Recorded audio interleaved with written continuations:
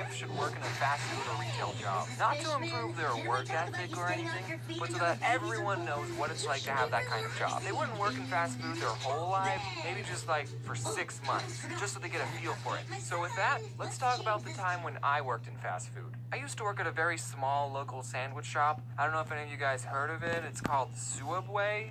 Our spokesperson was in the news recently.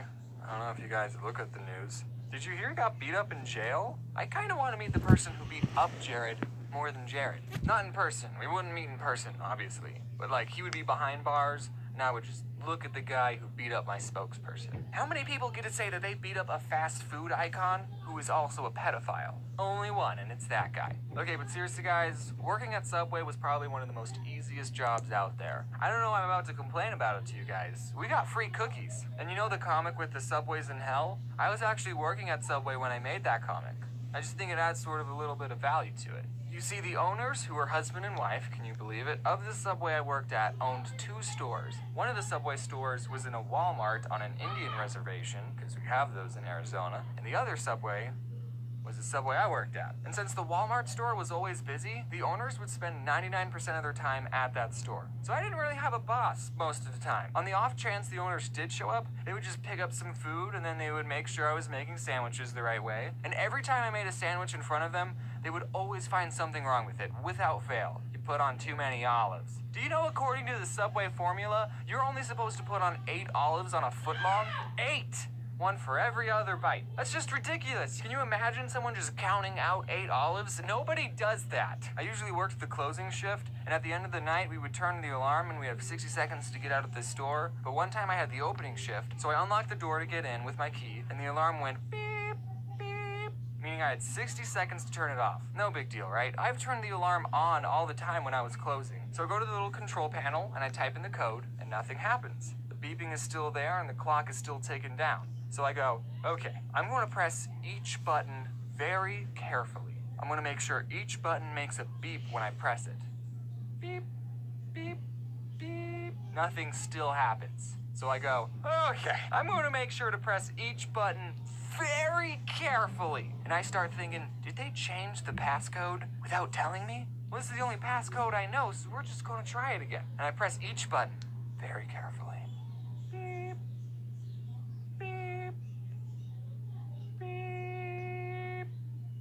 Goes quiet, and then the alarm goes off. I still had like 20 seconds left, but I guess when you get it wrong 3 times, it automatically assumes that you're a burglar. So while the alarm is going off, I look on the contact sheet for the owner's cell phone number, I step outside, I call him, and he doesn't pick up. So I go back inside, find the number for the other Subway store. They open an hour before we do. Someone picks up with their stupid voice, "Oh, thank you for calling Subway. I'm blah, blah, blah, blah, blah, blah, blah. How may I help you?" And I go, "Hey, is Mike there?" It's not his real name, guys, don't worry. And they go, just a minute. "Yeah, sure, I have all the time in the world. The cops might be on their way, but take your time." So, Mike picks up. "Yellow. Hey, Mike, this is James. What's the passcode for the alarm?" "Who is this?" "It's James. What's the passcode?" "What are you doing there, James? Why aren't you answering the question?" "I have the opening shift."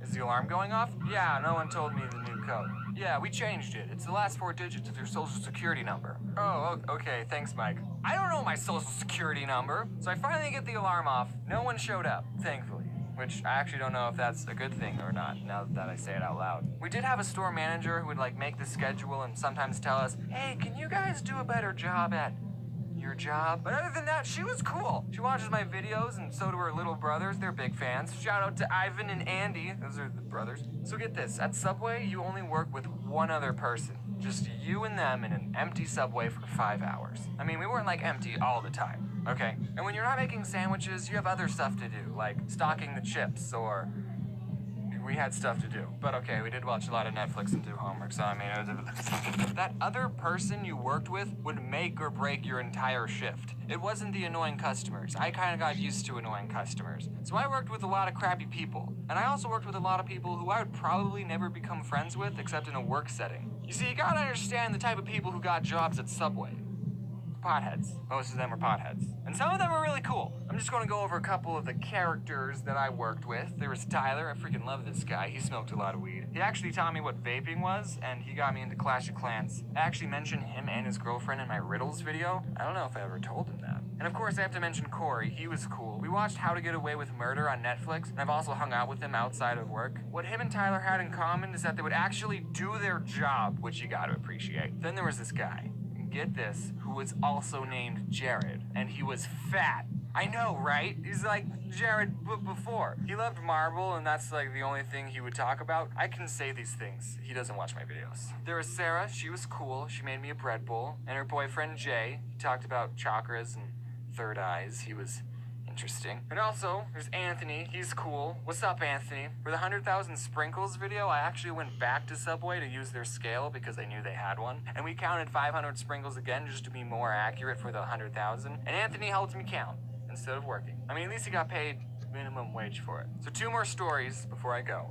One time, Jared asked me to take out this pile of trash, and I was like, oh, okay, I'll just put this pile of trash in the dumpster. And as I was taking it out, I saw that there was a chip poster in the pile, and I thought, this is too cool to throw away. I'm gonna keep it. So I took it home with me, and then the next day when I went in, people were saying, oh, where's the chip poster? We can't find the chip poster. We haven't seen it anywhere. And I'm thinking, I have the poster. I decided not to tell anyone that I had the poster, and it's still hanging up in my room. Sorry, boss, if you're finding out about this now. Okay, and then the other story, I was working with a manager, and we were just making sandwiches like usual. And I noticed that when we toasted a sandwich, it would burn the paper a little on the edges. That probably shouldn't be happening. So then a customer asks for just bacon toasted, and the boss lady puts some bacon on paper and then puts it in the toaster. And we don't have a setting for just bacon. So then when she opens the toaster, there was a fire on the bacon. So then she starts to whack it with the little metal tray thing, but all she ended up doing was fanning the flames, making the fire bigger.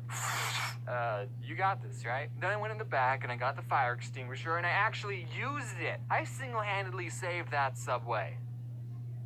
Wait, what have I done? Is it okay if the bacon's a little crispy and has nitrogen and carbon dioxide stuff on it? Wow, I didn't even mention a single bad customer experience. Well, I don't want the video to be too long. I should make a part 2. I'm gonna make a part 2 and it's just